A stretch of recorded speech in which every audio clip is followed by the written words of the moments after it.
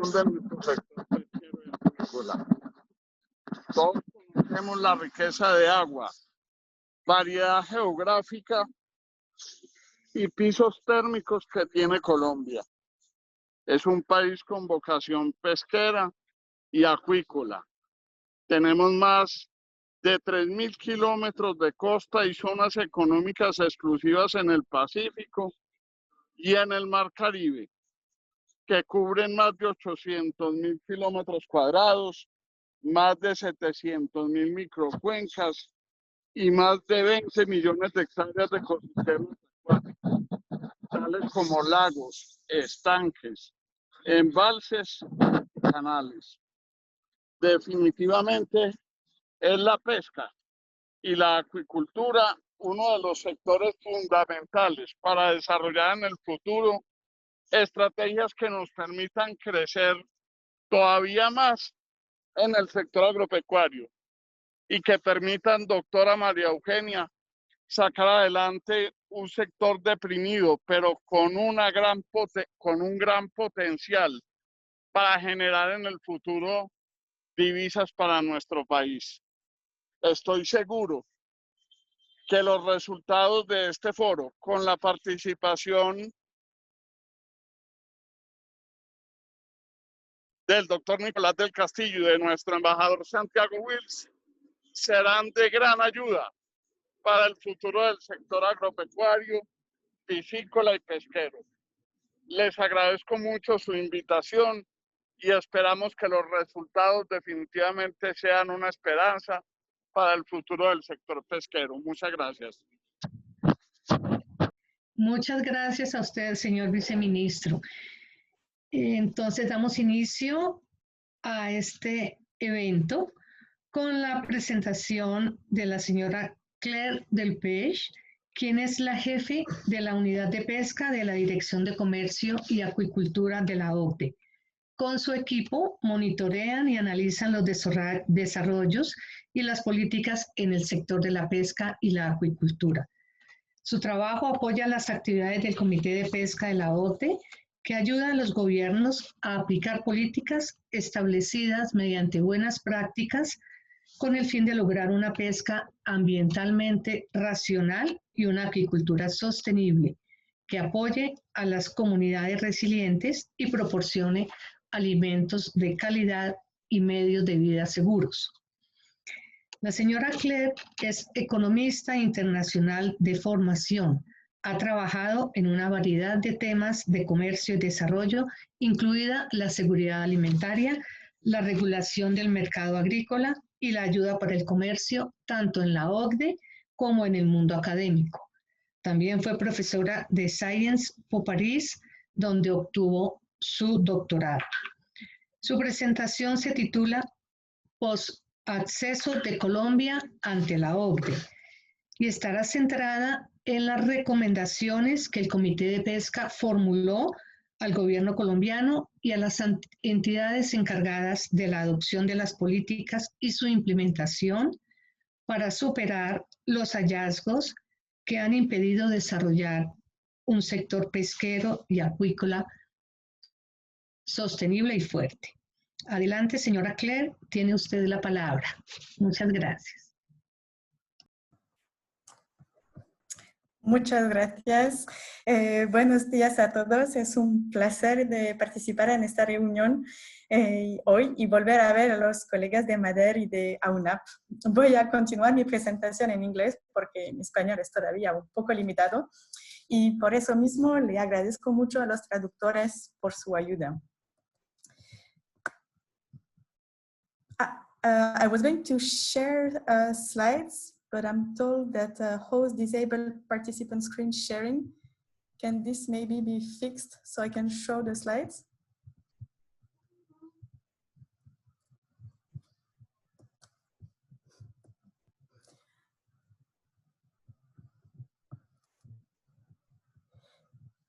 ¿Puede alguien poner mis slides a lo mejor, por favor?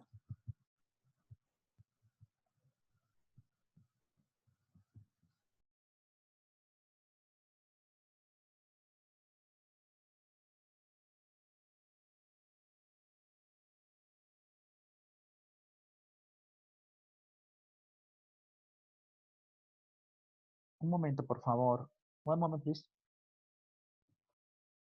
Thank you very much.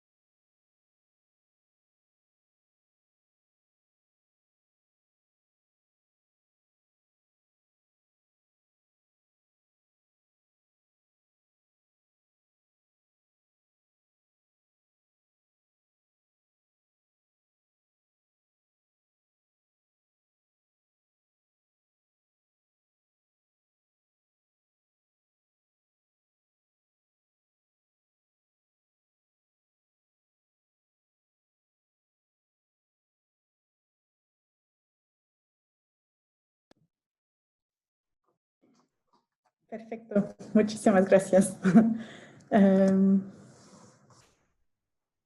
Next slide, please. I will start directly with the presentation. Thank you very much. So, as in the majority of OECD countries, the seafood sector, just back, maybe. I'll raise my hand when we change slides, if possible. If we can go back to the previous one. Seafood in Colombia? Okay, perfect. Thank you very much. So as in the majority of OECD countries, the seafood sector makes a relatively modest contribution to overall GDP and employment. The latest data reported to the OECD indicates that about 400,000 people were employed in the sector in 2018, down from 650,000 in 2017. However, the sector is essential to the food security and livelihoods of part of the Colombian population.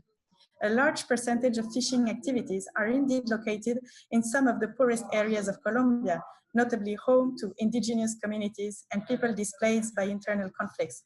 As a result, many of those who are dependent on the sector have limited alternative sources of jobs and livelihoods. The household survey conducted by DANE in 2016 showed that half of the people involved in the sector have not had the opportunity to study beyond primary school, and over 3/4 of them earn less than the minimum legal salary. The sector is highly varied, however. It is spread over 2 coasts and inland waters, and it recovers very different situations, ranging from artisanal and sometimes even subsistence fishing and aquaculture farming to industrial operations, producing a range of different products and serving both the domestic market and export markets. Next slide, please. In this context, it seems that the sector is following 2 very distinct paths. On the one hand, aquaculture is booming, as we have just heard from Minister Botero. The volume of farmed fish has outpaced captures for over 10 years now. And in 2018, aquaculture produced almost 3 times more fish than capture fisheries. Today, 94% of seafood value comes from aquaculture. And the contribution of the seafood sector to agricultural GDP has risen considerably. And despite the current global crisis, which is very impressive. On the other hand, captures have fallen significantly. In 2018, 48,000 tons of fish were captured, down by over 50% from the peak levels of the 1990s. And fish stock sustainability is a major issue. Next slide, please.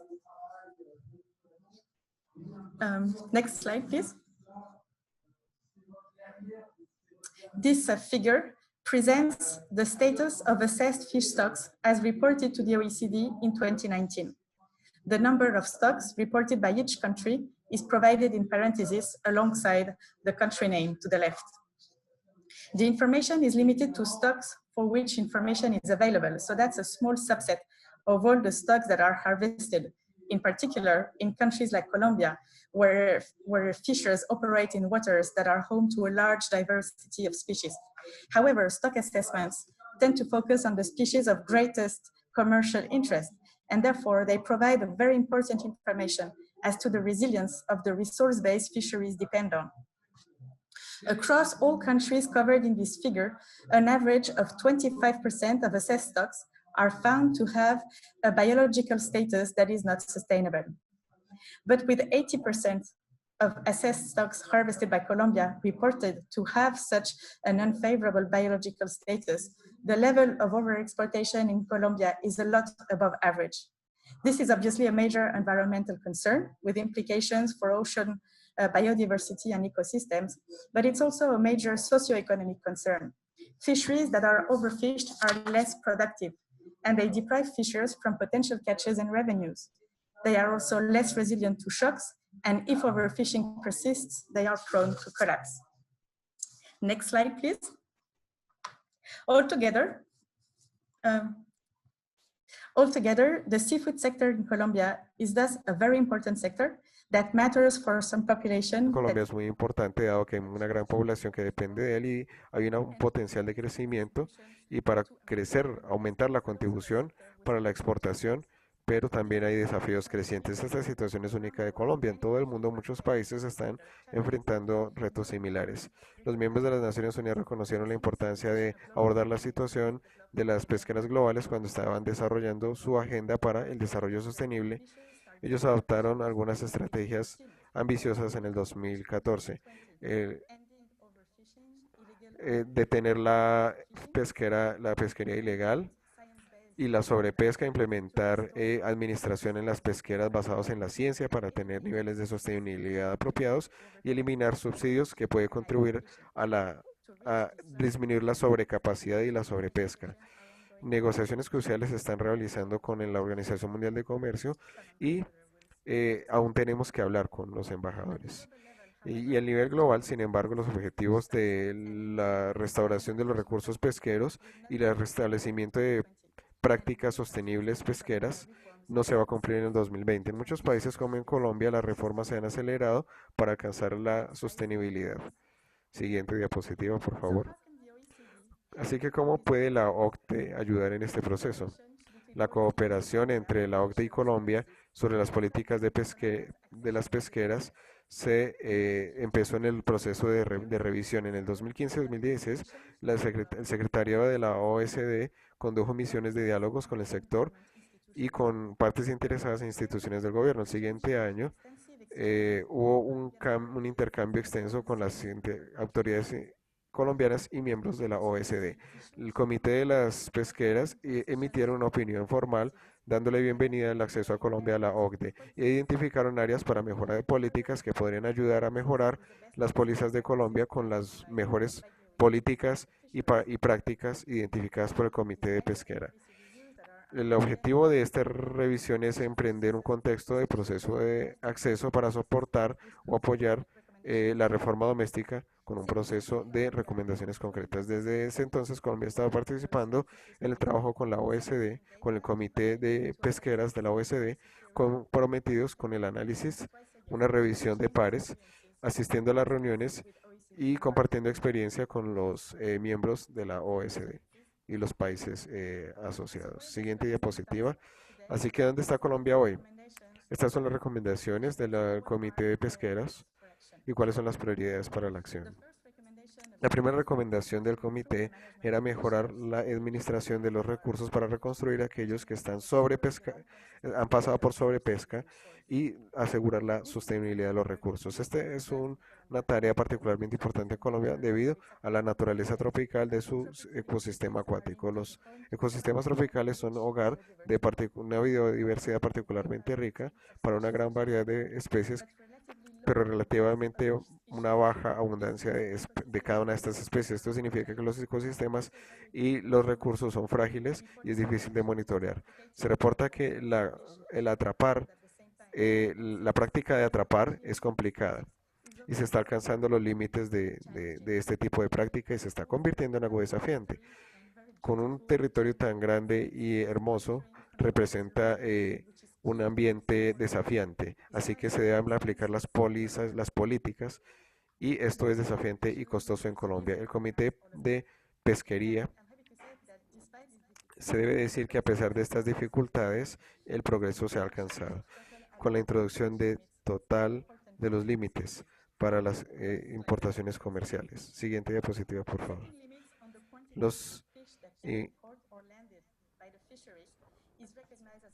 Se reconoce como un elemento transparente sobre las especies que se están manejando. Esto nos muestra cómo están los límites de la pesca y cómo afectan a las economías. Como pueden ver, todos los límites de pesca están manejados por todos los stocks en 5 de las especies más valiosas en Colombia, que es un desarrollo bastante posible, ya que las pesqueras en Colombia son muy variadas, hay muchos stocks, lo que puede ser bastante significativo y en que se haga un control. No es práctico y tampoco se deben considerar límites, tales como límites en el mar, como de total capacidad de las flotas o como pescas temporales. Y todo esto para alinearse tan cerca como sea posible al volumen de pesca que se pueda alcanzar. Las inversiones en recolección de datos y de salud de los recursos para poder apoyar este proceso. La segunda recomendación de la Oecd COFI es para el apoyo a las pesqueras. Además, las políticas que no tienen una base firme pueden ser consideradas como ilegales. A veces podemos ver que parte del valor de los desembarcos, el apoyo, pueden crear un exceso de capacidad y la pesca no sería totalmente eficiente en este caso. Estas políticas que reducen el ingreso de los pescadores puede tener un impacto y puede tener varios resultados de desigualdad. Esto tiende a beneficiar mejor a los productores que a los pescadores. Lo que es más importante son los proveedores en lugar de los pescadores. Entonces, hay que bajar la pesca y Oecd COFI recomienda retirarse para soportar estas actividades tales como el apoyo al ingreso y algo que sea más beneficioso para los pescadores. Igualmente la infraestructura y en áreas locales para que los pescadores puedan tener un ingreso y para que se les puedan presentar mejores oportunidades. Vemos el apoyo que se le da a Colombia. Por favor, la siguiente diapositiva.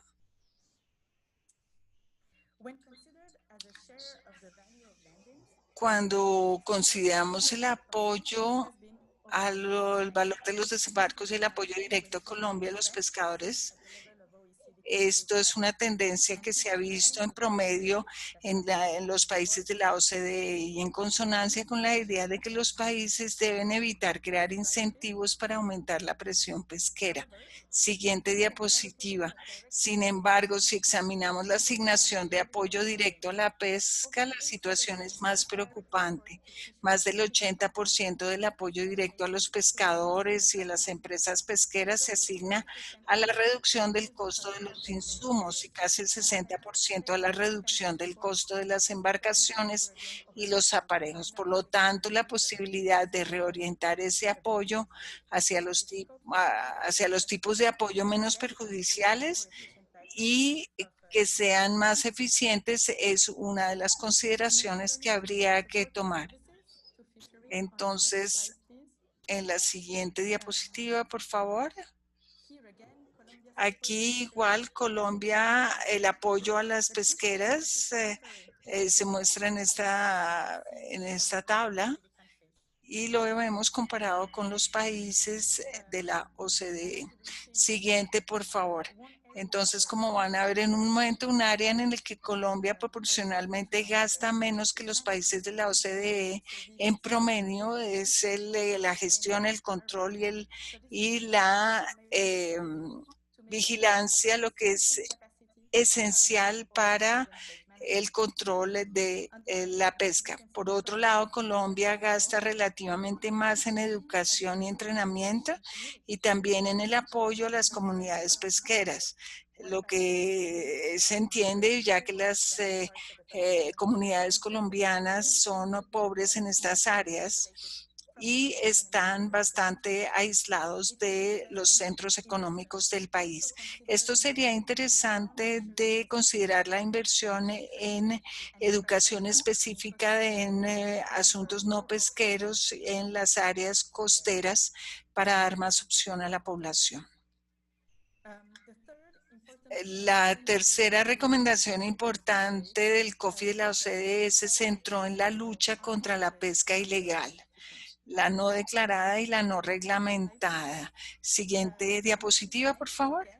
Y en ambos, una vez más, se han visto progresos. Desde su adhesión, Colombia ha mejorado mucho su marco legislativo para luchar contra la pesca ilegal, no declarada y no reglamentada, fortaleciendo los procedimientos penales, judiciales y administraciones. La comparación de la legislación de Colombia con las prácticas óptimas recomendadas en las directrices y acuerdos internacionales y el examen de lo que se hace en los países de la OCDE sugieren que el registro de buques y medidas del Estado rector del puerto se apliquen bien en Colombia.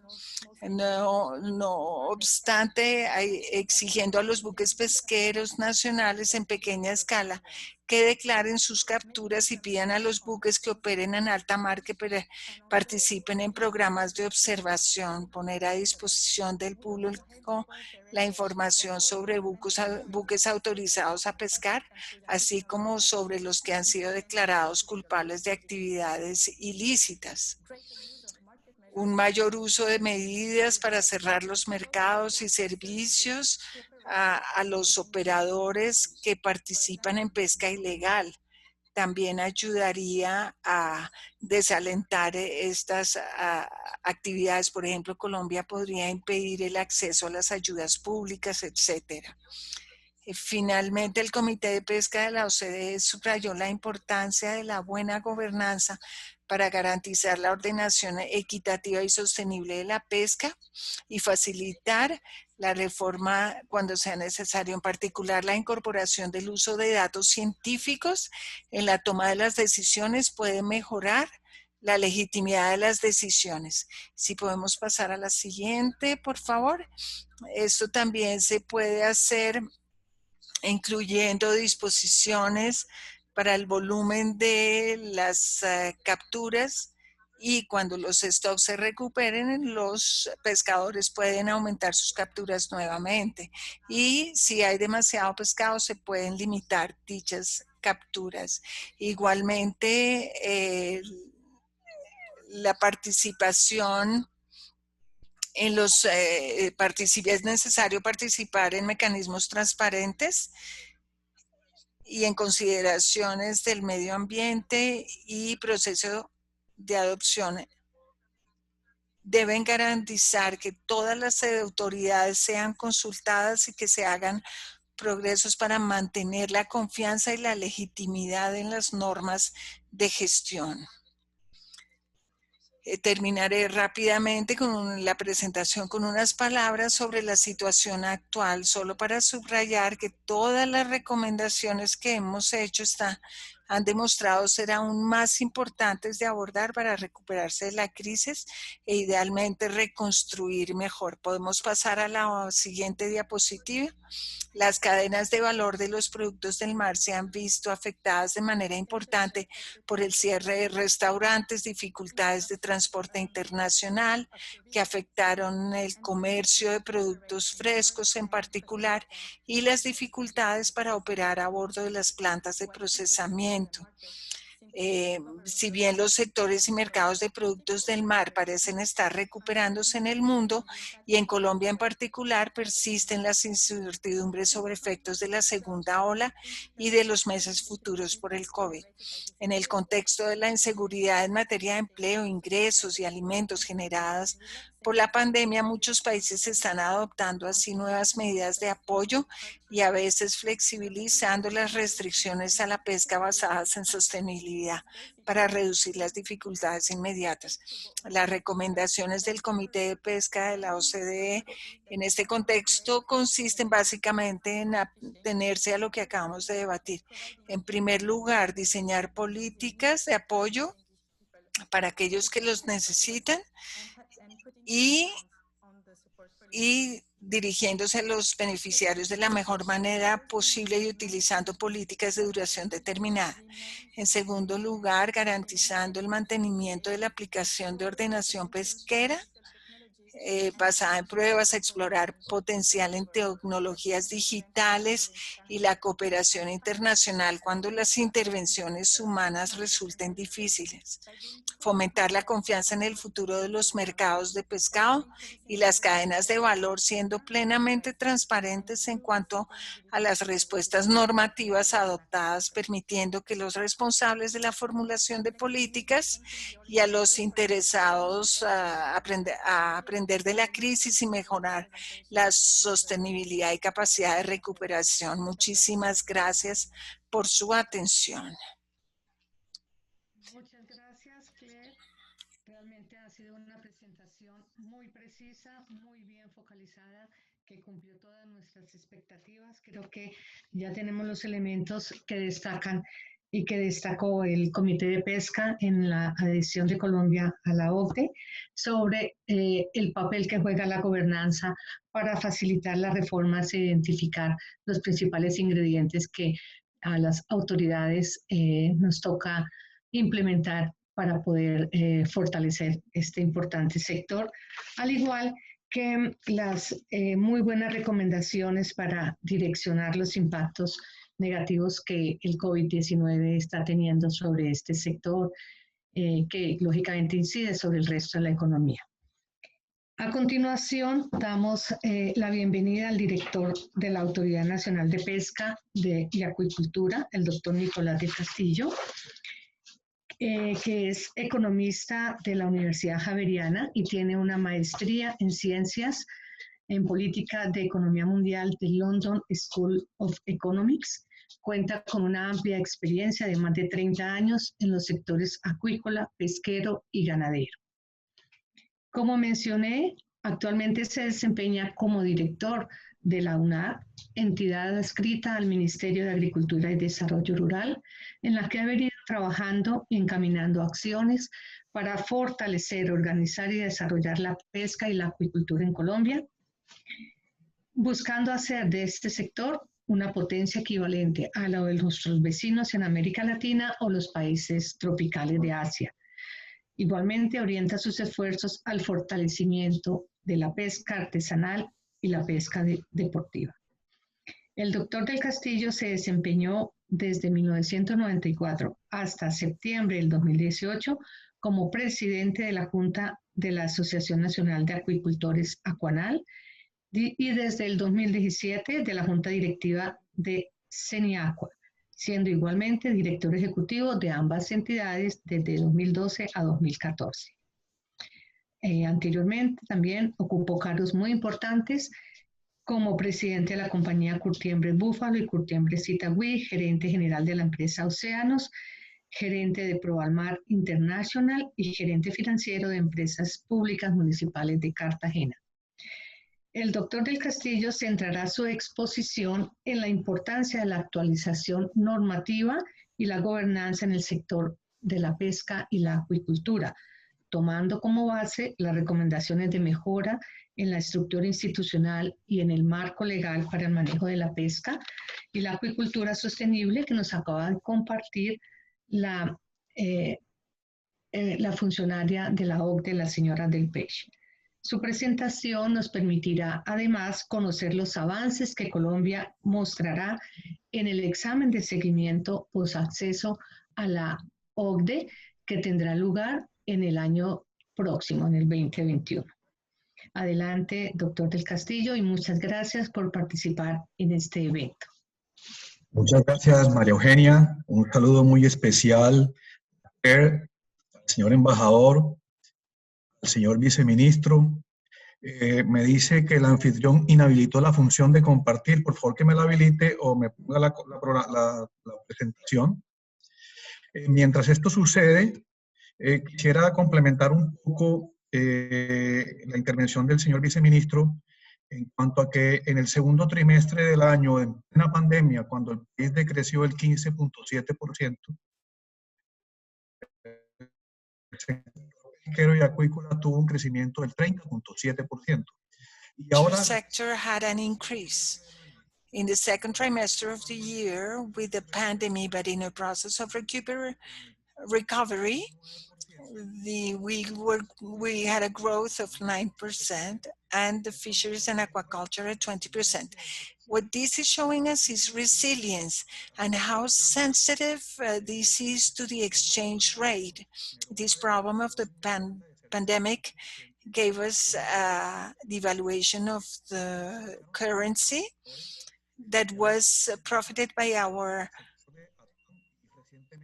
fishermen and from the shrimp sector as well.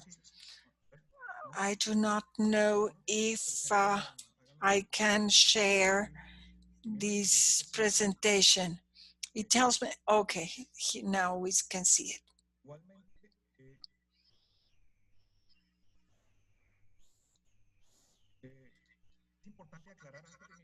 It is important before going on with the presentation that the fisheries sector in Colombia has an artisanal number, very high number. 5 of them, I do apologize, we have some problems with the presentation. This year,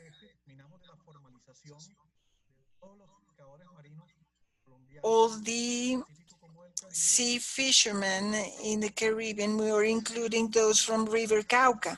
We're going to initiate a process with the rest of our rivers in Magdalena, Orinoco, Amazonas, Atrato, Sinú, Ranchería, Catatumbo. And we would like to formalize all our fishermen so that we can do a sensibilization and education process with them. So get it into this matter. This is what we're doing in updating normative and governance for the fishery and acuicola sector. Next slide, please.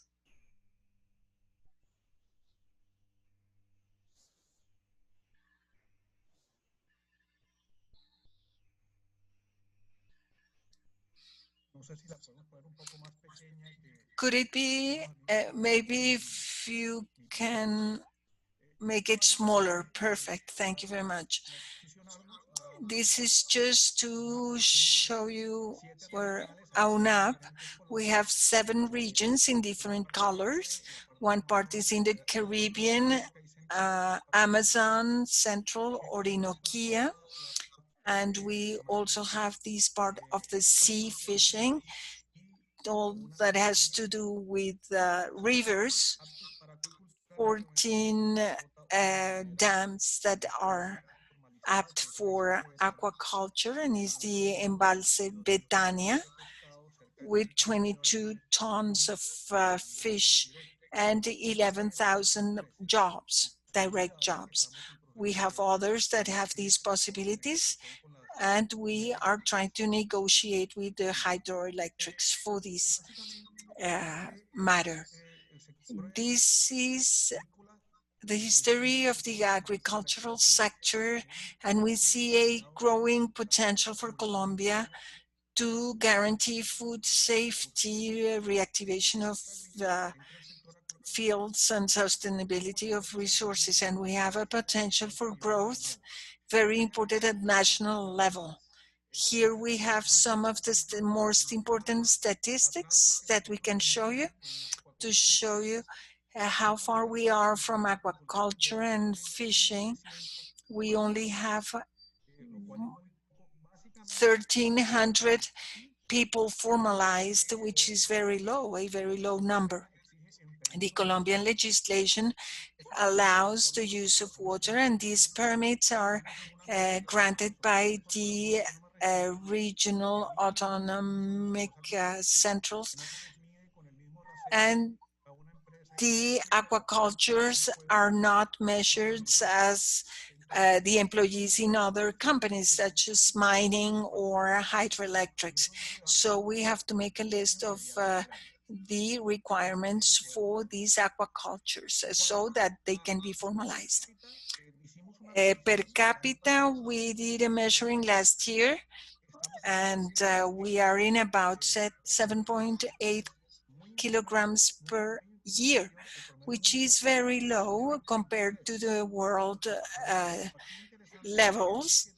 And it's important that to see that from these 7.8 kilograms, the most important are sold in Bogotá, Cali, Medellín, Bucaramanga, Barranquilla, and only these 5 cities have an average of 5.8.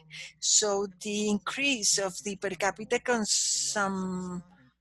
consumptions has to be increased in Magdalena and other places, and also in coast municipalities. We have 51,000 direct employment, and this fishery and aquaculture chain has to give more employment. There is a great gap that we have to try to change. This is a chain not only for logistics and transformation, but also the commercial part is very important, but it has also to be seen as a chain that is going to produce jobs. We do not include in these numbers tuna imports. We are very little, 0.19%. 2.88% of the agricultural sector. 2.8 has gone up 3.12 for the good job that we did during 2020. There's only some plants that are certified in only 7,000 hectares that are dedicated to this kind of export. We have neighbors such as Ecuador with 250 hectares and much more tons per year. Our challenges would be then that the fisheries and aquaculture have to solve situations to minimize informality that characterizes the sector. And we could say that the industrial fishery is totally formalized. In aquaculture, the CAR have to give permits in order to formalize fisheries and aquaculture, especially for survival, those that are used for survival. We have to continue with the research programs. We are in charge of all the research for fishing at sea and rivers, all the improvement for situation for fishermen, and also to provide these programs that we have combined it with FAO. And for this, we have to increase our budget, and we are talking about this with the national government. Our engagement is that we have to increase our infrastructure and our personnel. We only have 128 people to do all this job, and we have to do a lot about research and many other tasks. We have also to respond to other international organizations such as OROP, in Ecuador, Peru, Brazil. We have these river that are borders, and we have to do a very important international follow-up. And we are also involved very strongly. And next year, we expect to fight against the illegal fishery and non-declared fisheries. We have other concepts that all the entities that participate, and we have to do all this process of education with FAO. And next year, we would like to be choosing the elements that are going to be worked on. Also, these would be the recommendations that we have received for the OECD, and for the recommendations for the change in the institutional structure. Even if Claire already gave us, talked about it, we are going to also mention the recommendations. First one would be the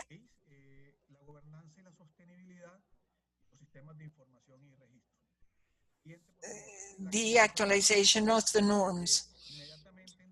And this would be, we would be with the UNAP. We entered with a law project. Unfortunately, with the consultation processes, we couldn't do it. The Vice President and the Ministry, we had to follow with processes with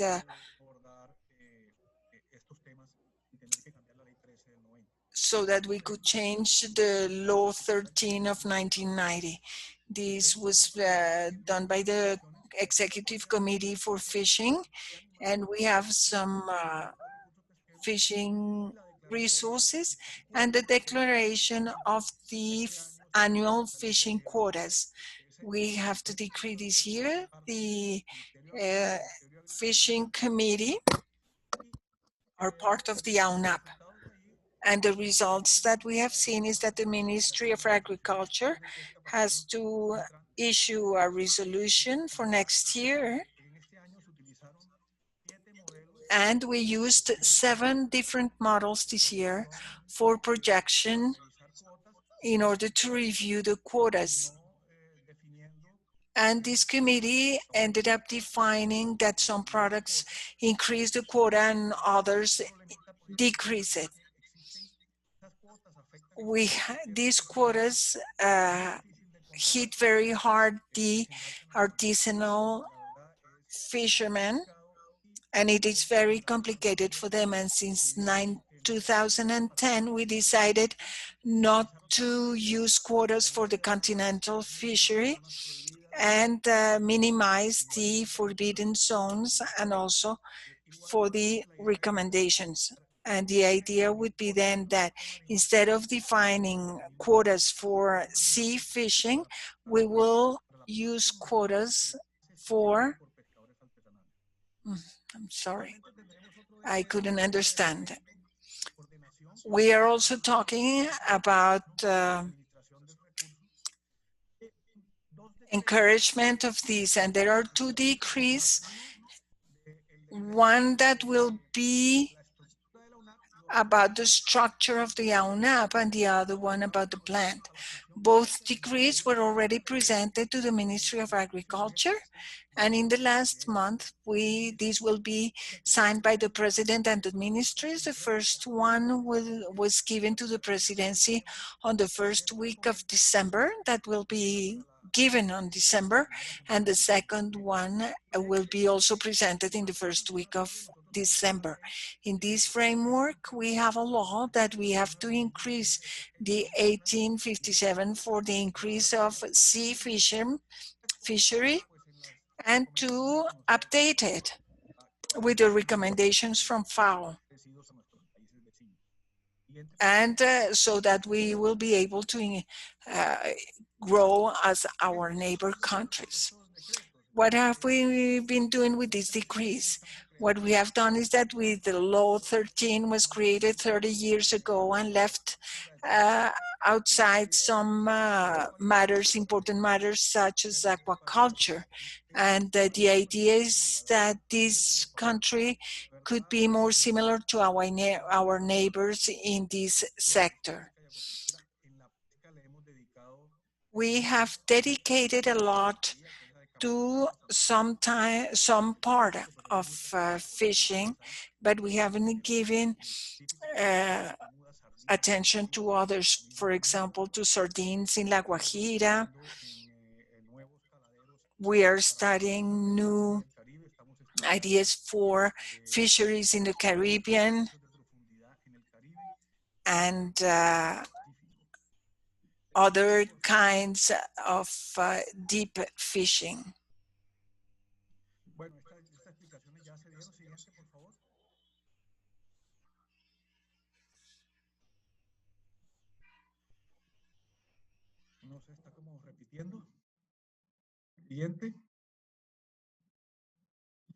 Bueno, los procesos de gobernanza y The sostenibilidad. governance processes and sustainability processes are, we prepared the resolution 0586 of 2019 that defines how the governance process is defined.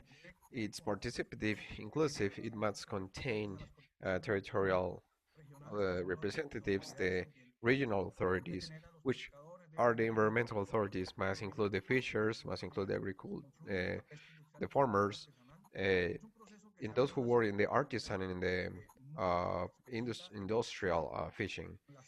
Uh, includes the participation of SEPA, of SEM. The integrated management has been a support, an amazing support to the whole process because it defends the ecosystemic exercise. We also have mangroves and other corporations, association, the Pacific um, has a governance process with a comprehensive management in Arauca as well.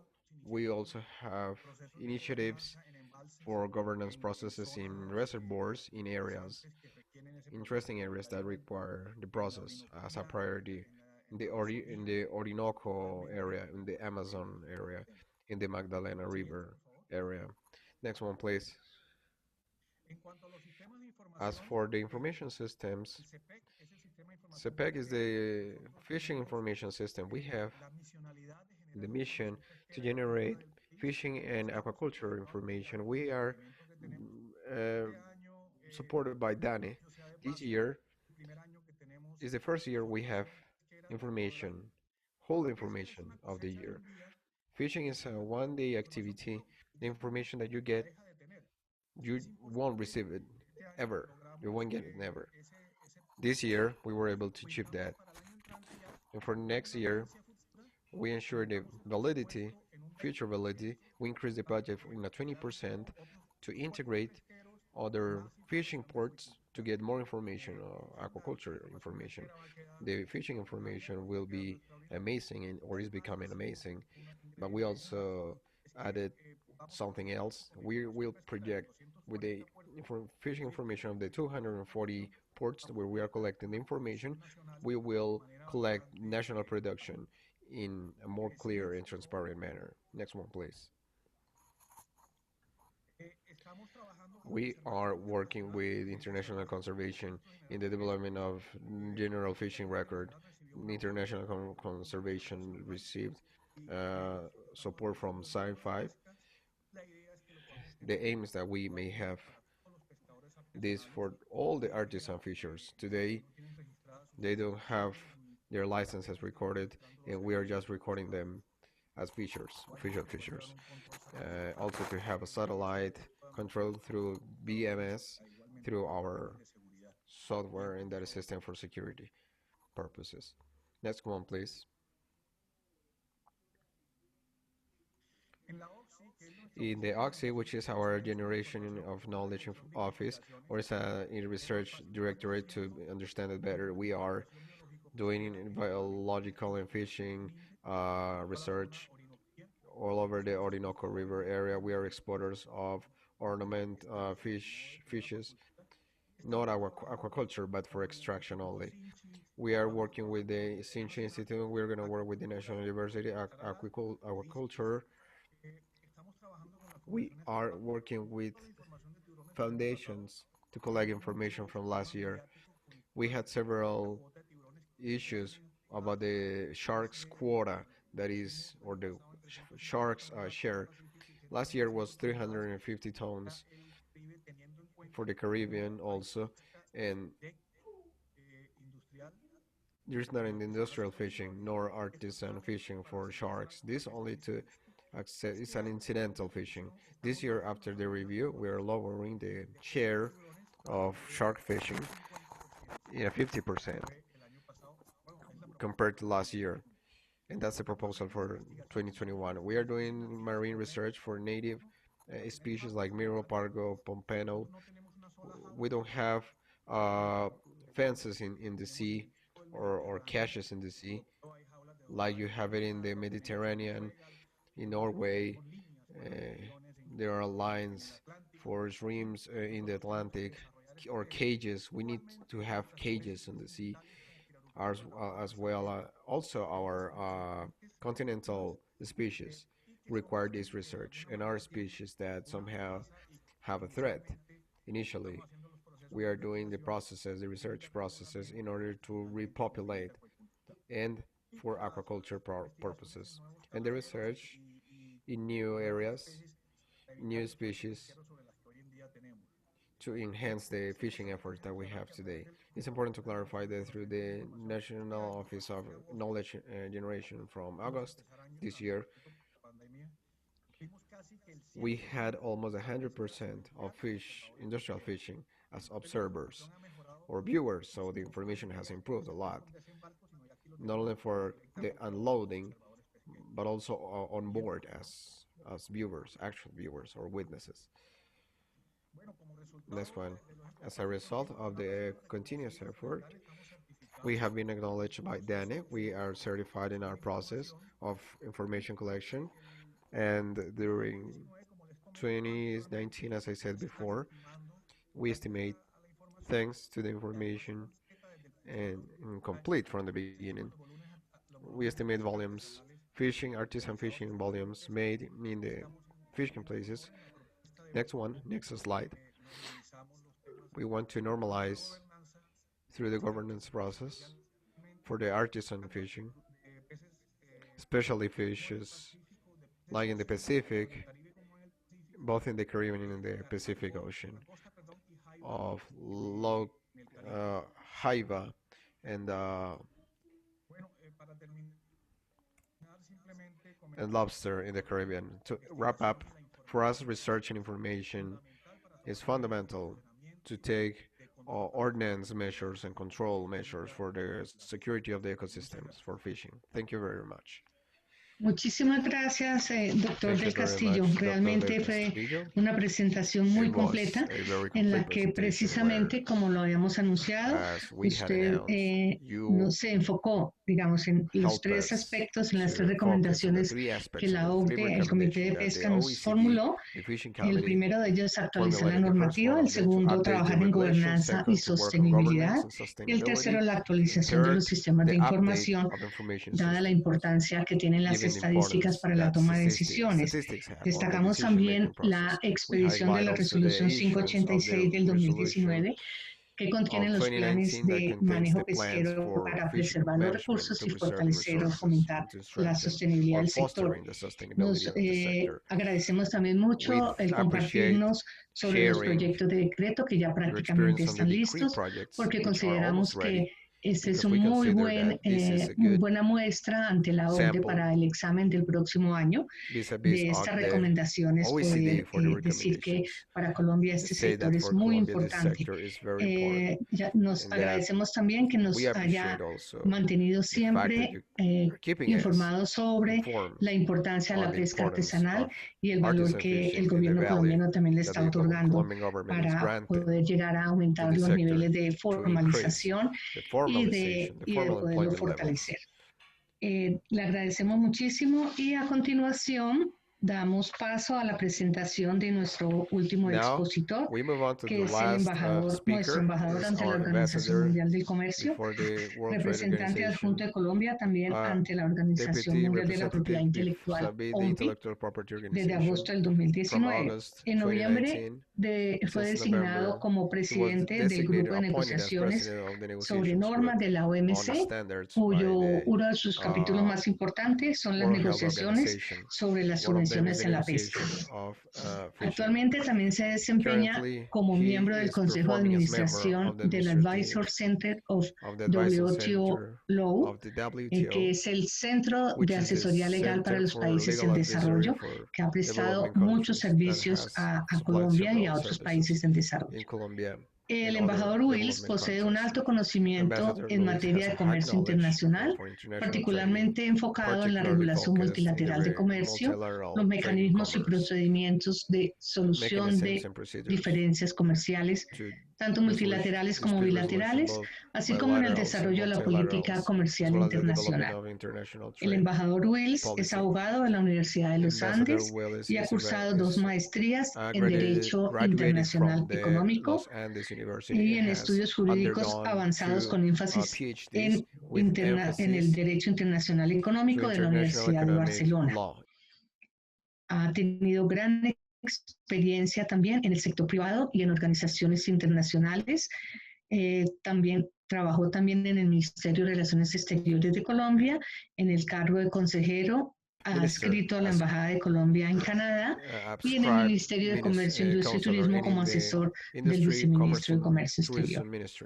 La presentación del embajador Wills se basa en avances en negociaciones multilaterales en materia de subvenciones a la pesca, que nos permitirá conocer de primera mano las perspectivas que se tienen para alcanzar un acuerdo que discipline los programas y medidas sectoriales que aplican los principales actores en el sector de la pesca, buscando eliminar los efectos negativos sobre los subsidios que traen consigo sobrecapacidad y sobrepesca de los recursos marinos y alientan la pesca ilegal no reportada y no declarada, sobre los cuales también el director de la UNAP nos hizo su presentación de la atención que este tema estaba teniendo en su administración.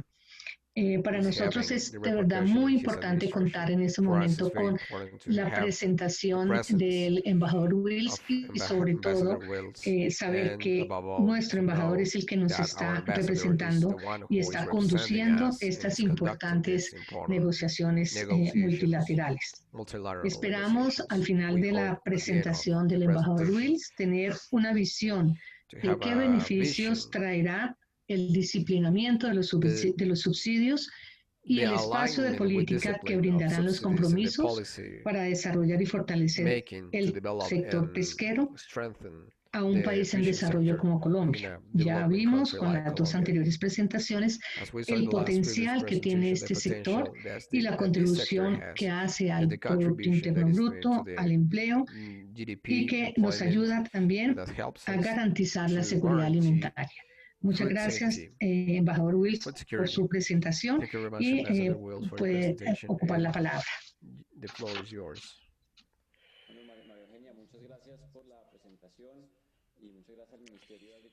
Thank you very much for the presentation and to the Culture Ministry and the opportunity to talk to you and the evolution of our negotiations. Greetings to the Vice Minister, our colleague Claire from OECD, and Dr. Del Castillo, Director of UNAP. It's a pleasure to share this event with you. And I'll try to be brief.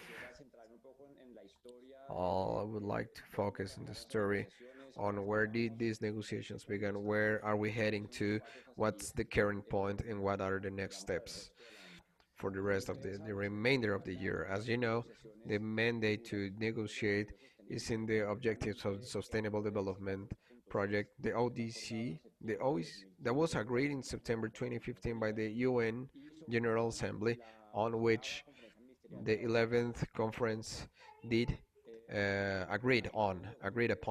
At the end of October this year, the ministry meeting in the framework by the OECD, ministers in charge of OIM or World Trade Organization highlighted the importance of the work that we are doing in the organization for negotiations. A couple of weeks ago, before the meeting, the ministers in charge of the World Trade Organization agreed upon the negotiations and stressed, and it is a signal that we should keep negotiating and finding commitments in this important topic. I want to highlight the story. I told you the mandate that we have today. It's important. Beginning 2001, we are almost 20 years in the negotiation under the framework of the OECD, under the World Trade Organization, sorry. And I'm very happy with this event. We are leading a situation where we see the light at the end of the tunnel. And I believe that's a very important step that we have given in the last years in this negotiation. I have some notes that I wanted to guide you through them. I want to tell you quite a bit why we have taken so long in these negotiations. By one side, the negotiations, as you know, are about sustainability. Subsidies to fishing, and above all, given the sustainable development objectives, is to enforce sustainability. And in the WTO, we support on trading and the way some subsidies can distort commerce and competition. You can imagine that the change of mindset that we have to do, the negotiators, moving from trading issues to a common purpose that is sustainability, has hindered historically negotiations. The organization has the knowledge about subsidies, and it's the organization that is the most appropriate organizations to do those negotiations anyways. In the other hand, fishes are not like other product or services. Fishes are crossing borders. They don't need visa, they don't need passport, they don't need anything, any of that. They live in the deep sea or in any other jurisdiction. These negotiations, multilateral negotiations, are crucial. However, this issue of subsidies is one of those pieces in a big puzzle that we are missing. Right now, we have several international agreements, international treaties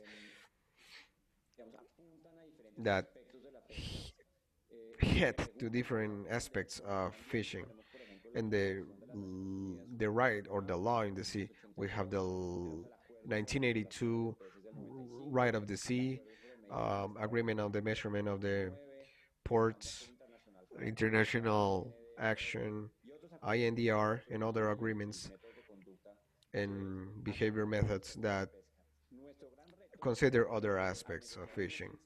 Our challenge by negotiating in this international framework is that our piece must fit in the puzzle, and that provides an additional difficulty in how can we do this, avoiding to reinventing the wheel.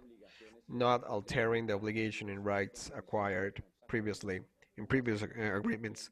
How can we include what is relevant to the right of the sea, although some of the governments are not part of the agreements of the some of the OECD governments are not part of the right of the sea convention. How to make this piece of the puzzle fit in is very complex. I will move on to the process that we have had this year. The element by the pandemic of 2019 that has affected the possibility to communication with the delegations to receive instructions and to facilitate and speed up the negotiations. I'll tell you quite a bit what's happening before the pandemic. Before the pandemic happened here in Genevieve particularly. At the end of 2019, we were thinking about the ministerial conference of the WTO that would be held by June this year in Kazakhstan 2020, June 2020. With the pandemic, what happened is that the ministerial convention was postponed. Now it is scheduled for June 2021, but it's a tentative date depending on the pandemic. And the result of these negotiations is aiming at happening in the ministerial conference. When our goal is postponed, we also are in this gap. On the other hand, bosses of delegation ambassadors in the WTO are involved. They are taking part in the negotiation, and the general director is involved in the negotiations, appointing meetings, and together we have been appointing meetings with ambassadors to negotiate on concrete matters of our process. And at the same time, I've been working with the president of the negotiations in a first draft of a consolidated text that is based on the work that has been done in the last years and based on the proposals of the members also. At that time, we had the COVID-19, the outbreak of the COVID-19, and here in Genevieve, in all these meetings that we have were suspended at a given moment, and the pandemic became a priority and distracted somehow the delegations in this process. Regardless, these important challenges that we had, in the middle of the year, the process continued, not with the same intensity, but some meetings that we had prepared beforehand to discuss certain proposals, to discuss certain procedures, became written processes. So we had a proposal that we had pending to discuss. It was through a written process. It was very interesting because the WTO remained at a certain moment during the year as we were confined in the pandemic, and this has been very important for the process because one of these processes is impossible. We should keep it no matter what. And I should say also, it was not necessarily as a result of the pandemic. We started to use virtual platforms that were very useful. With the WTO, a very interesting platform that allows us to have interpretation, so we can keep the meetings confidential. And from there on, after summer, some of the confinement measures were relaxed. The meetings happened in a hybrid manner, some in the room physically and some virtually. This has been a very interesting experience because it had allowed us to contact capitals that take part in the negotiations and without the need to travel to Geneva, and that has been fundamental. In that context, we were able to accelerate the rhythm as they removed the restrictions here in Switzerland. And in June this year, I presented a documented with consolidated information of our negotiations. So the good thing is that the first reactions were positive, but the most important thing is that no one rejected the document as a base to keep working. and it's a reward for the consolidation. No one rejected it or pushed back. It's an important step in the organization because for the first time in this process, we have a text, we have a document that is the base of our discussions. There were two attempts of documents, but they didn't work. So this step has been key in June this year with this document. So the negotiation group is made up by all, it's a multilateral board, has been flexible on managing the negotiations virtually, online, and continually. Regardless, we have organized fishing clusters, specific negotiation weeks. Between week and week, we've been able to carry out different meetings in different formats that allow us to put forward or to have progress in the work. From September, when we started over, face-to-face negotiations, we have concluded 3 blocks of negotiations, one in September, one in October, and one at the beginning of November. In each block, these clusters I'm mentioning, we have had different formats in the meetings, some of them with all the members, ambassadors, small groups, and dozens that I would say some bilateral consultations that I have had with delegations to go deeper in the processes of each one. And during all this time, we have tried to improve our capacity to take part in virtual meetings, and the delegations feel more comfortable with this capacity, with the use of this virtual platform. On the other hand, it was very interesting. Some weeks ago, 3 or 4 weeks ago, I requested the Switzerland ambassador before the WTO to support me what we know in WTO as friend of the president. This is a character or a structure in the negotiation structure of the WTO where this friend of the president leads one of the points of the negotiations to have parallel processes. As we focus all the negotiations on one side for a specific point, the friend of the president moves that discussion with and he helps.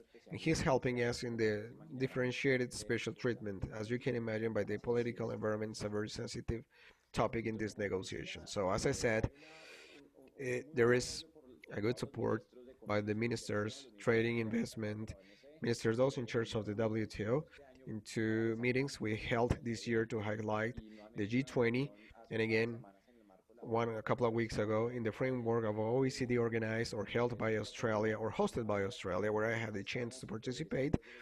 Why we are asking that support, and the ministers provided their support, and they stressed the importance of the work that we are doing here and to keep negotiating regardless the challenges. So, as I said in June, I submitted this project of the consolidated text. And that text was based mainly in the 3 pillars, the 3 columns that are relative to the subventions of fishing, INDR, fishing of populations over fished populations, and subventions or subsidies that contribute to the overcapacity and overfishing, the subsidies that are harmful. And in this initial draft, we provided some provisions on the scope of application of what the agreement would be and some definitions that we would use along the agreement. We also include some provisions on the special differentiated treatment in the different specific pillars or columns of the tool, of the instrument. And this, in November the 2nd, 2 weeks ago, I submitted a reviewed version of this document, and this reviewed version is based on discussions that we had in the last 2 months. 2 months. Since September, we have had 3 clusters, plus all the in-between meetings, and we have discussed each of the topics of the agreement, of what the consolidated text is all about. And I have added additional text to what was the consolidated text. So we have first reviewed version of this text, where we include provisions on notifications and transparency, institutional provisions for the agreement, matters related to dispute resolution, and the way to face relief assistance in case of natural disasters, in a topic that is very sensitive for several people, matters related to territory constraints. And also the text has been cleaned up, has been purified for the work that made by the facilitators some time ago. It's necessary that all the language is coherent along the tool, the instrument. That reviewed version is 2 weeks old. We've been working on it 2 weeks. It's been well accepted. I've been asking during 2 weeks with members, ambassadors, to tackle in and understanding the concerns and the different positions of the members based on this reviewed version of the document. And the advantage that we have is the June and this last version has allowed us to work based on text, and this changes the dynamic of the negotiations. We moved from general proposals, from explaining why we want something or not within the agreement, to talking what do we want to see there, what do we want to see reflected there. We read a paragraph and we say, I don't like this, we prefer to change this. So the proposals are more concrete, they're focused on the text, and thus helps us to move on faster. This is a great news, maybe one of the few good news in 2020. Of course, even with this good news, we must acknowledge that work is not done yet. We still keep negotiate several topics of the general convenience. For instance, some examples of these matters in the fishing track, illegal fishing. There are some different opinions on the way authorities must determine and make decisions for this type of fishing, and if those processes must be included within the due process in the international, based on the international agreements, that is being still under conversation, is very sensitive for some of the members. How do we introduce a criteria of sustainability within the disciplines that tackle the subsidies that harm the overcapacity and overfishing? How to include this element? It's being debated. It's one of the crucial topics of our negotiation.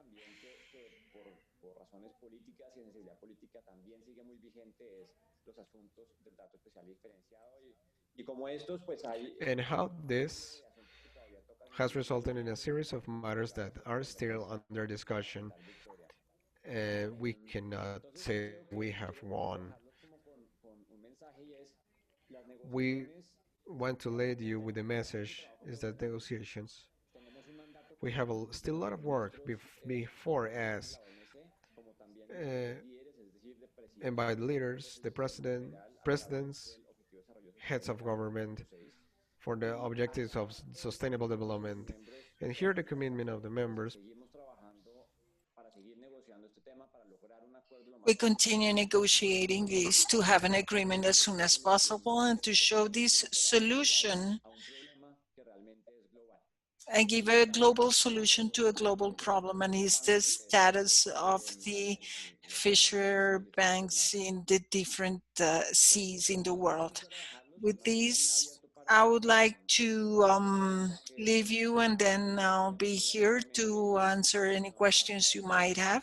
So thank you, Maria Eugenia, and I give back the Muchísimas word gracias, embajador floor Wills. to you. Thank Muy you, Ambassador ilustrativa Wills. su Very presentación. illustrative, your Y bueno, pues presentation. ya no habíamos tenido ocasión de felicitarlo en público por esta We didn't honrosa have designación had the como opportunity presidente de este before importante to grupo de congratulate negociaciones you for the en presidency curso en in la this OMC. important group at the Nos parecieron muy importantes WTO. sus Your comments were ilustraciones y sus very comentarios sobre la important importancia del proceso. about the Realmente esto es importance algo of the que para process. toda la This comunidad y los is, of participantes que nos course, están for all the escuchando community and for all those who are es muy listening to importante us. porque It's a very veces no se important entiende because por qué en la sometimes we do OMC not las understand negociaciones no why avanzan. at Y the realmente, WTO pero lo importante es que negotiations se do not trabaja advance. lento And pero the seguro. important thing Y is eso es that un we poco are lo que going pasó slow, con but el primer acuerdo que se hizo very después de la creación de la sure OMC, on con el each acuerdo de point. facilitación del And comercio, with this que creation of finalmente facilitation también of vio la luz commerce, después como de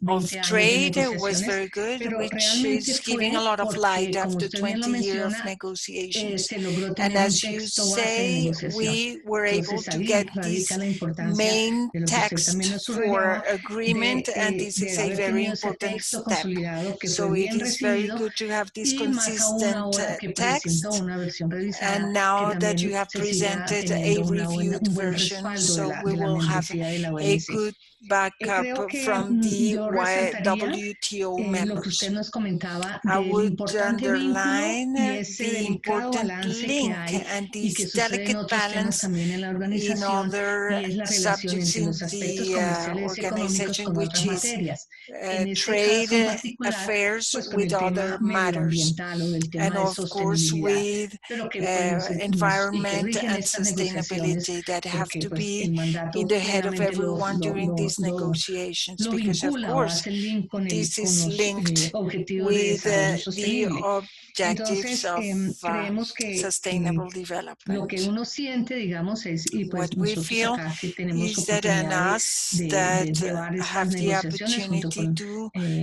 review la these Dirección de Pesca del negotiations with Ministerio y el the Ministerio del Medio Fishing Ambiente, el Ministerio de Directorate of the Comercio, Ministry la UNAP, of the Ministry la of Trade, the Cancillería. Hemos hecho un UNAP, grupo de trabajo y the estamos Ministry of muy Foreign pendientes de Affairs. estos We avances. have formed this Consideramos working group, and we are es all bien on top of importante que all ojalá the saquemos adelante themes and este subjects. acuerdo. It's important to Tengo see the un end of cambio this agreement. en los And I planes have a que se tenían para change hacer como in al final the un pequeño agenda interacción entre los tres because we were panelistas. Me va a thinking there would tocar be some con la interaction disculpa between muy the sentida three y panelists, hacia but el doctor del I'll have Castillo, to hacia Claire apologize, but de la Mr. OCDE, Del pero me va a Castillo and permitir Claire, but arrancar I'm no en going el to orden que tenía, start pero sí not porque in the el order that embajador I Wills a had las before, 11 en punto de because 5 de la tarde de Ambassador Ginebra Wills has debe to salir de la leave at reunión a atender 11. asuntos precisamente So relacionados con las we are negociaciones going to ask y voy him a permitirme first, formularle dos and preguntas como para que I también am going to give podamos him terminar de redondear 2 este importante questions tema y luego before the continuamos other panelists. con los And otros after dos that, we panelistas will en las continue with preguntas. them in the Nos habían questions orientado a round. preguntas del público en cuanto a We have some ¿cuáles son, questions from embajador, the en su opinión, public, las which would tendencias en be, el mundo Mr. en materia de Ambassador, the subsidios a la tendencies pesca? in the world ¿Y por qué en for algunos países subsidies to no es tan factible fishery, orientar sus and subsidios why a un in some mercado countries sostenible, it is so justo y difficult equitativo to que no continúe give these erosionando las subsidies to a especies y los sustainable recursos market marinos? Es and for decir, the evolution of species in the esto es sea. un tema también muy, This muy is delicado porque pues a something veces very dicen los delicate subsidios per because se son sometimes malos, pues de subsidies pronto are no not good, necesariamente son malos but según la maybe forma en que they se are dirijan, not la bad all forma, the el time, objetivo al cual se but dirigen y la maybe the forma de way they are aplicación. Y lo que presented or precisamente se trata en este applied. acuerdo es de So disciplinar esos in this subsidios para que no agreement, sigan what we want to do is to fomentando, como ya lo hemos mencionado, discipline la these pesca ilegal, subsidies so that they no are not entre an y que los encouragement recursos for entren en illegal fish sobrecapacidad, en sobrepesca, fishery, bueno, y que for the tengamos excess dificultades con las fishery, poblaciones no for evaluadas, la pesca en difficulties alta with the mar, etcétera, una populations that cantidad are not de matices evaluated, que the tienen high sea estas fishing, negociaciones. Pero entonces un etc., poco si and nos all puede the dar, aspects of these embajador Will, su negotiations. So, visión sobre Ambassador esto y de Wills, una if we vez could give us your point of cuáles son view las on this, perspectivas que usted and le which ve would be the a la perspectives exitosa about culminación the de estas negociaciones, successful pues culmination of lógicamente en la these OMC no es negotiations. bueno Of poner fechas course, porque pues, muchas veces no se WTO cumplen, is not pero un very poco si también usted friendly in giving nos da dates esa because perspectiva sometimes you cannot y just teniendo en cuenta la give a importancia del date sector para for a Colombia, result. si usted But de pronto since se this is aventura, so en este important for caso ya no Colombia, but como maybe presidente del you grupo de could negociación, sino como just, nuestro embajador ante la as an OMC, a ver ambassador, cómo se deben orientar las solicitudes que se hagan at the en materia de trato WTO, especial y maybe diferenciado give para us poder tener un some idea espacio de on the política y differentiated aprovechar todo treatment lo que and this el doctor policy, Nicolás del and Castillo está haciendo en la UNAP con also see lógicamente el everything resto del that gobierno Dr. Del para Castillo is fortalecer el doing in sector. our Pues UNAP muchas gracias. in order to fortify this sector. Thank you very much. Thank you, Maria Eugenia. I wrote the 3 questions, and probably I will put the first and the third together. So I'm going to start with the second question. Perspectives for the culmination of these negotiations. Okay, so this is more my own nature. I'm very optimistic. I And it's a very realistic optimism. Of course, COVID has changed everything in the final run, and it's specifically the time when we go the fastest. But with this pandemic, it has been difficult. The fact that we cannot negotiate face-to-face has really been a big problem, but virtually have been able to do it, but it is slower. That's why I wouldn't dare giving you a date, but I can assure you that the work, we have structured all the work so that we will make the most advancement possible this year. We expect to get as close as possible for closing an agreement, but being realistic, we have to see in December how close we are to that. But now we would have to structure it and advance as much as possible. The other two would be about the tendencies, about the subsidies to fishery and why they are so difficult. And the other one is the differentiated treatment. Why these two go together? Because I think that we would have to remember that in these negotiations, every time we get together, these negotiations go toward regulating the subsidies to fishery, but they are not all subsidies. Some go to the legal fishery. There are some subsidies that are very bad because they go into excess fishing, and these different from these subsidies that do not allow us to have an effect as to keeping the fish banks in a sustainable way. So the differentiated treatment would seek to look for this sustainability space. It would not be a space to create public policies in the fisheries to continue with the subsidies that will reduce the level of sustainability of our oceans. So understanding this interaction and looking at the negotiations in the WTO have been difficult because of that, because the chip that we have in our head is sustainability. This agreement, we have to remember that the subsidies in the fishing sector are already included, which is in another agreement for compensatory agreements.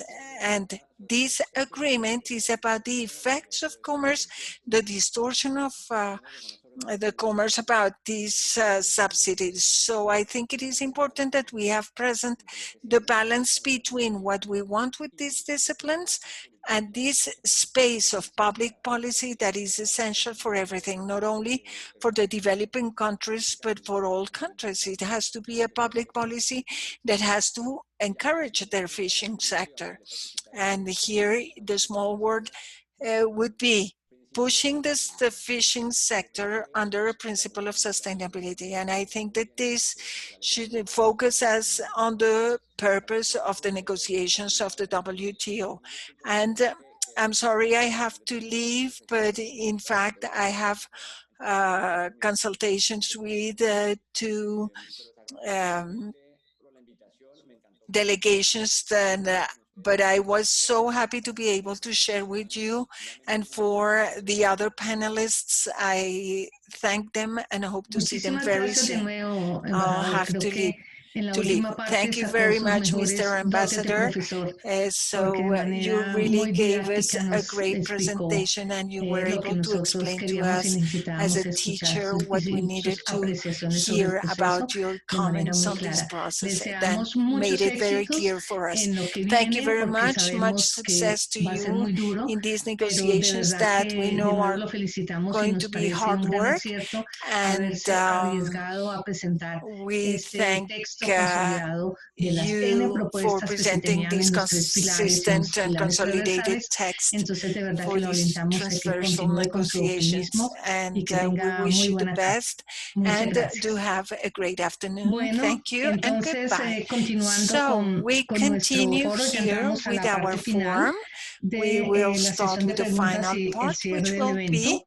for Y the en esta oportunidad question and vamos answer a section. And intentar hacer una this interacción opportunity, entre we are going to try la to señora make an Claire de interaction la between Oecd Miss Claire y from el the doctor OECD Nicolás and Dr. de la Nicolas UNAP. del Y Castillo from precisamente, UNAP. And digamos, teniendo en mente lo que acabamos de escuchar keeping in mind what de we nuestro have heard embajador, from our pues ambassador, lo que vamos a ver a continuación es la now forma what en we que are going to nosotros nos see estamos is the preparando way in which para we are que preparing esta parte tan ourselves importante de so la, that this el important part disciplinamiento de las of subvenciones a la pesca discipline in a nivel mundial nos pueda subsidies to también abrir a fishing at nosotros world unas level buenas could posibilidades y un buen help us espacio having good para fortalecer possibilities nuestro and good sector pesquero. Esta primera things pregunta for iría our dirigida fishery a sector. Claire. I would Y es en el sentido then de que la Oecd ask afirma que la Claire that gobernanza del the sector pesquero y acuícola OECD se encuentra affirms that fragmentada entre el fisheries and sector productivo y el aquaculture medio is ambiente. fractured ¿Cuáles son between los desafíos para the encontrar ese production and the balance environment. entre How estos can dos, we entre make a estos dos temas balance que between precisamente these two recogiendo lo que areas? el embajador nos And planteaba remembering de what the que en su ambassador opinión said, el that in elemento his central es la opinion, the sostenibilidad. main Entonces, ¿cómo element is compaginar estas sustainability. dos So áreas? how ¿Cómo can we conciliar make a los balance intereses de política between económica these y two comercial areas? con la sostenibilidad Economic ambiental? policies and Adelante, Claire. sustainable environment. Many thanks, Maria Eugenia, for this question. I think as Ambassador Will said, sustainability is very central to the fisheries and aquaculture sector, and it's the basis for any economic and social benefits today and in the future. So in a way, I think these objectives should be viewed at the same time. And in fact, you realize that policies that are good for the sustainability of the sector, the environmental sustainability of the sector, are also good for the social and economic performance of the sector, at least in the medium and long term. So sometimes you have to make decisions that in the short term imply a transition and can have some difficult consequences from an economic and social point of view, but all of this ultimately is beneficial for the sector and is beneficial for the fishers. So whenever there is a transition that needs to be undertaken by the sector, what the OECD would recommend is to support those that need support directly, give income support, give other alternative livelihoods opportunities to the fishers that are dependent on activities that are not sustainable, to help them rather than support them in continuing those unsustainable activities. I think this is the essence of the transition that Ambassador Wiss is trying to, achieve in the WTO, and that every country independently is also trying to achieve with good management of the resources. And in Colombia, when I visited Colombia in 2016 and 2017, in the process of accession, I heard from colleagues in the ministry and in the national authority that sometimes authorities in the government dealing with environmental issues and others dealing with production in aquaculture, fisheries, and agriculture were not working as closely as it could have been. And I think I've heard that since then, there has been a lot of improvement from that perspective.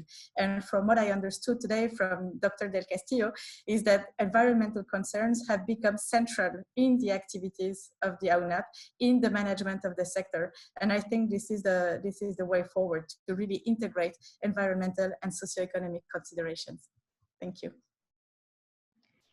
Muchas gracias, Claire. Muy precisa tu Thank you, respuesta. Claire, for this very precise answer, especially because y también con el ejemplo de lo que you can sucedió give acá us en el with the proceso example that what de adhesión happened y en lo que here pasó in the en la process parte de of ustedes del comité, addition and what happened in your todo lo que tiene que ver commission con la pesca with para everything nuestra that has adhesión a la OCDE, to do with de lo que ustedes fishery, with alcanzaron our a percibir también a veces de que, entering in pues, the lógicamente cada entidad OECD. tiene And of sus course, objetivos y each su entity direccionamiento y has muchas veces specific specific objectives, necesitamos hacer and grandes esfuerzos sometimes we para need to make conciliar very, los very intereses entre great uno y otro. efforts in order Y to put gracias por together tu the recomendación interests de of the ayudar two en los procesos entities. de And thank you transición for helping para with que these estos objetivos transition en distintas processes so áreas that these se puedan objectives in conciliar. different areas A could be continuación le consolidated. preguntaría al doctor I would Nicolás, ask Mr. dentro de Nicolas, esta recomendación que nos within hace this Claire de la recommendation Oecd, given to adicional a us lo que by ya Claire nos from the compartió en su presentación OECD, sobre la you actualización shared de in la your gobernanza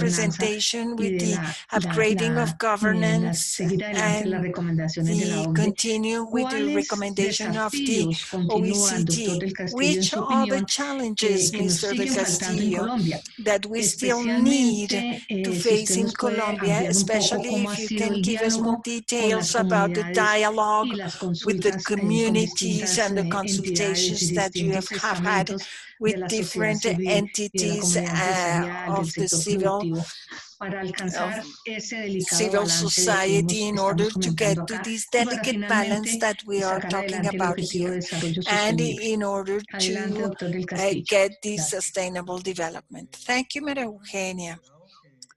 We have considered that the impositive system does not work. It has to be a scheme where the fishermen will ask us this process of governance when there are inconveniences between them or with the industry or with the environment or with the territorial entities.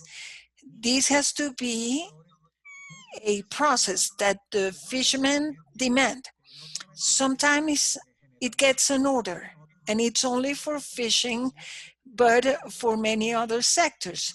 And we can be the origin because many people have been in times of violence when people have difficulties to talk.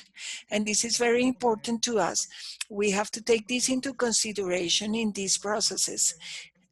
The environmental theme has a lot to do, it's very important. For example, in the continental fishing, we have to take into consideration the sedimentation of the rivers, the connectivity, the respect for everything.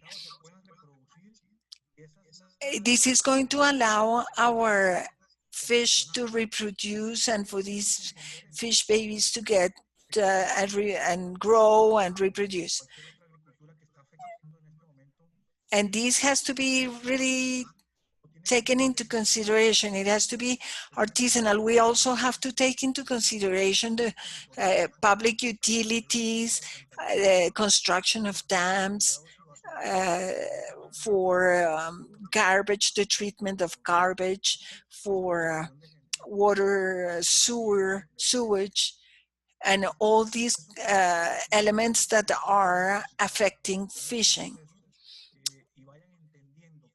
And all these processes have to understand that if what I do is going to affect a third party, and in this case, it could be a fisherman, we have to get to agreements and get together and agree on what we are going to do and be able to solve these problems. Also, illegal fishing, our fishermen have to understand that they have to follow some rules, and there is a minimum of norms that they have to follow with these fishing resources. Thank you very much, Dr. del Castillo. Para concluir, to finish, I would like to ask Claire, and you too, I would like to know her opinion as a final message for closing. How do you see the post-COVID scenario, which would be the challenges both in the OECD and in Colombia? And the question for Dr. del Castillo, como if you su could visión also sobre add cómo ven something el about sector your en vision unos 15 a on 20 años acá about en the Colombia. sector Yo in sé que 15 pues to de 20 pronto estas years. cosas son un poco complicadas So this is a little de manejar, pero complicated de pronto to dada la gran experiencia que usted forecast, but tiene maybe y all the todo el trabajo experience que ha hecho that you durante más de have 20 años en and este all the work sector, that you a ver have si nos done in puede this sector will help us como a lot and visualizar y dar probably algunas give us a recomendaciones y sobre vision todo and para give us some alentarnos recommendations a and saber also que to vamos a tener encourage us to know ese desarrollo if we are going to pesquero y have acuícola que this tanto anhelamos. fishing and agricultural Entonces, si quiere, doctor development del Castillo, le that we damos would so primero much la want. palabra So a we are Claire y going a to give the continuación usted para floor ya to cerrar el Claire evento. and then you Muchas will gracias. continue. Thank you. Thank you very much. This is actually a very challenging question, right? What will happen in post-COVID is hard to say. I heard before that the Colombian seafood sector has been recovering well, and I'm really hoping this is going to continue. At the global scale, it's very hard to predict. We don't know whether the second wave will affect production in different parts of the world, the distribution as well. I'm hoping that everywhere in the world, the sector is adapting and new technologies are being used to counteract the difficulties raised by the crisis. We have seen in many countries, for example, the emerging of apps and systems for fishers to sell their fish directly to consumers, sometimes, you know, with greater benefits than when they went through the whole value chain. So maybe there will be, you know, this will have some consequences even in the long terms for fishers to organize themselves to sell their products directly to consumers. Also, for a couple of weeks or months, depending on which countries, the amount of fishing activities has been reduced drastically at the peak of the crisis. And this, in a way, was an interesting natural experiment to see how the impact of fishing can change when we change the amount of fishing, how quickly stocks can recover. And while this is not, of course, something to repeat in the future, maybe there is something we can learn from that natural experiment, something we can understand better in terms of how our fishing activities affect the natural resource base. So maybe there is something that can be learned for the future. And finally, hopefully also, maybe this crisis can be the opportunity to accelerate the modernization of the sector and the uptake of some technologies, sharing of capacity and technologies between countries and between regions, so that the sector globally becomes more resilient to the COVID pandemic, but also to future shocks and risks. And I think in that respect, the impact of climate change is coming up one way or another. We hope it will be, we can limit this, but we know that there will be impacts of climate change on resources, on their location in the world. And so I think the more we can learn from this crisis, the more resilient we can become to those kinds of disturbances in the future as well. Thank you. Bueno, muchísimas gracias, Claire. Creo que muy oportunas tus recomendaciones y tu visión sobre Claire. Thank you very much. Cómo visualizas que este on sector how puede you visualize that this sector is going to survive this post-pandemic era. So how we can work on many opportunities to improve in research and technology and to be able to become more modern in this sector. Aprovecho de verdad para agradecer from muy the sinceramente en nombre OECD, del I gobierno de really Colombia thank el in the apoyo que name of the recibimos de government la of Oecd y Colombia también para all the support apoyarnos that en we este receive from importante the evento. OECD Consideramos que and your por lo support menos desde mi in lado this siento que event. logramos And for las me expectativas personally, y el I know objetivo que that nos we habíamos reached the propuesto. expectations Espero and que nos we veamos really en alguna heard otra everything we oportunidad. wanted to hear, and I Muchos hope éxitos también we en will sus meet actividades. very Y le soon daría a again. continuación la And I palabra would al like doctor del now to Castillo give the floor to Dr. El sobre también su Castillo. visión de lo El que, Castillo to cómo see está his viendo vision él como director de on la UNAP how he sees as a la director oportunidad of para el sector en la UNAP pospandemia. the Adelante, opportunities doctor for del the Castillo. sector in the post-pandemic. And I would like to add something about the COVID. We had a good reaction, and COVID has left two very good lessons. We cannot put everything into the same basket. Hotels and restaurants were dedicated to everything, and hotels and catering were stopped. And this shows us that we have to have consumption campaigns, and that we have to teach people to cook fish in their own houses, that they cannot depend on other people cooking the fish for them. So we are working on this, cooking with the director, and we are going to work on all these recipes and teaching people to eat fish at home.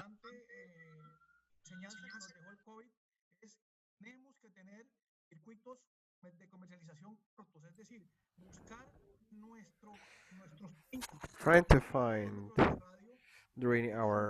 along our 50 kilometers around, for example, who consumes.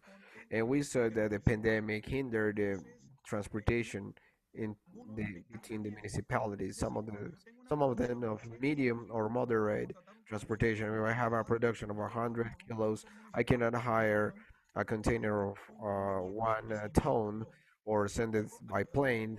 So we have to agree with the territorial managers, mayors, governors to do these adjustments. So my vision, what do I see? In the Pacific, there are 120,000 tons available for fishing. We are fishing 35,000. So we are remaining 85,000 available. So in a sustainable manner, we can develop. And we also have the small species that we would see, like the golden fish, uh, that come every 4 months to our country. We have the squids, and we have a range of tuna in Colombia. The majority of tuna is being fished in international seas. In the Caribbean, the same topic, we have 25,000 tons available in our Caribbean. These are studies shown by the UNED. 7,000 are being fished, so there are 11,000 tons available near to Guajira and the like. So we are studying the depth research in the marine canyons between Bolivar and Sucre in some part of the Guajira, with great potential for exportation. For export is one way. We are researching in that to see if we can exploit the artisan fishing in these areas. As for fishing, as for sea farming, there's not a single cage. In Jakarta, you go from cage to cage. You have different species. They harvest this like the farmers who harvest corn, rice. They know how to do this with fishes, and we need to know how to do it. We have the wrong cycle. Uh, that with the threat of extinction. It can run up to 300,000 kilos. So I have several cages in the sea. We are promoting, and we will promote next year, because I know that it exists. Tilapia resistant to salty water, red tilapia. We can do cages in the sea. Similarly, in both coasts, we are studying the native species, our native species, both in the Pacific and in the Caribbean. Aquaculture, there's a lot to use. I talked about 14 reservoirs. We have Calima, Tomokoro, Currá. We have farming Hidroituango. We have several of them. Those dams have a priority of energy, but we can agree on the capacity of load. I can give you an example. The Betania Dam, I don't know how many people exactly have in the house of machines operating energy, maybe 50, and they generate millions of pesos. We up in Betania, we have 35 hectares in cages, 37 hectares to be more precise. They generate 11,000 employees. The chain, they do not generate billions, they generate less in money. You must see it's a process of entrepreneurial social responsibility between these companies that generate many billions of pesos but a few employments. This is a way to generate employment and to generate gender employment because the female employment is very important also, and that will lead me with the aquaculture that we are developing with native species in each basin, like the Araguana in the Amazon or Tucunaré in the Orinoco River,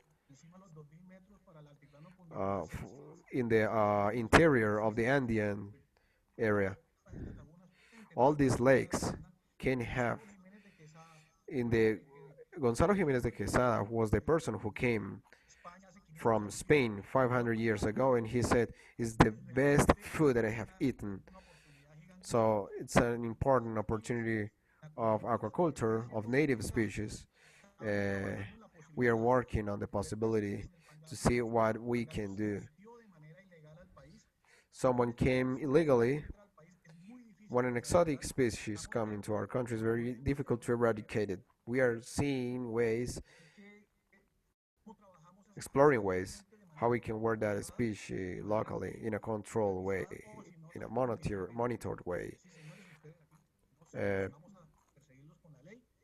it is not useful, we must chase after these people with the law enforcement.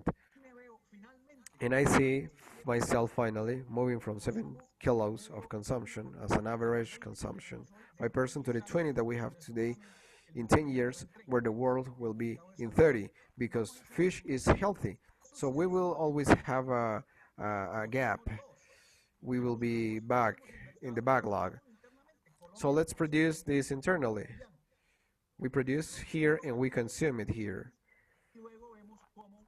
We produce, but we do not consume, and we don't see the possibility to have a growth internally. We have two great markets, the economic, the European Union and the United States. Zero sanitary restrictions. Zero sanitary restrictions. Take a look at the porks, livestock, beef, have no issues. Zero taxes. It's a huge community, more than 300 million inhabitants in Europe. In the United States, where we can, it's an opportunity where we can provide fish. Zero tariffs, in there. I was always the private sector, but by being in the private sector, I traveled a lot, I sold a lot, I knew a lot in Asia, I saw the possibilities. This is the opportunity. That's what led me, that what I think and I dream about, we can make it come to pass. Pues, doctor del Castillo, de verdad que ha sido muy reconfortante cerrar el evento con sus apreciaciones y con todo lo que nos comparte de cómo ve la recuperación y fortalecimiento de este importante sector de la actividad económica, de cara también a la sostenibilidad de los recursos. Todo lo que nos cuenta que hizo el bien de fomentar el consumo de estos importantes productos para la dieta de los colombianos, el crecimiento de nuestros niños, también para los que ya estamos entrando un poquito ya en la tercera edad, la importancia de comer un buen pescado. Creemos que son noticias muy alentadoras y lo felicitamos porque creemos que tiene el panorama muy claro de hacia dónde debe dirigirse. Y finalmente lo que queremos es que ganemos todos y gane el país y ganemos los consumidores. Esa parte de aumentar el consumo es bien importante porque creemos que hasta hace poco el pescado se consideraba primero porque algunas especies sí son costosas, pero vemos que ya estamos encontrando muy buena tilapia y muy fácil de preparar, muy limpia, muy buena acá en nuestros supermercados. Claro que al lado, como usted dice, del Pangasius, del Basa, pero bueno, ya uno poco a poco va conociendo y sabe que no debe not comprar very este tipo known, de especies. but we Lo should alentamos try de verdad to que siga por esta disclose, senda y ojalá make known this species, podamos and we hopefully can, en unos años in recordarlo, some years, porque remember sabemos que está haciendo muy buena obra por this, este sector. because we know that Y you a are doing a good todos job les for this agradecemos sector. mucho su And thank you participación en everyone este for your foro. participation in this Reiteramos nuestros forum. agradecimientos a los We panelistas, a stress todos los our que se unieron. appreciation to the speakers, the panelists, Esperamos those who tenerlos en joined un this próximo meeting. evento. Hopefully we will Muy have buen you all día together in para the todos, next, el resto del día event. para todos y Have a gracias por nice su day, atención. nice day Hasta everyone, luego. and thank you very much for your Yo ya attention. le aprendí eso, poquito.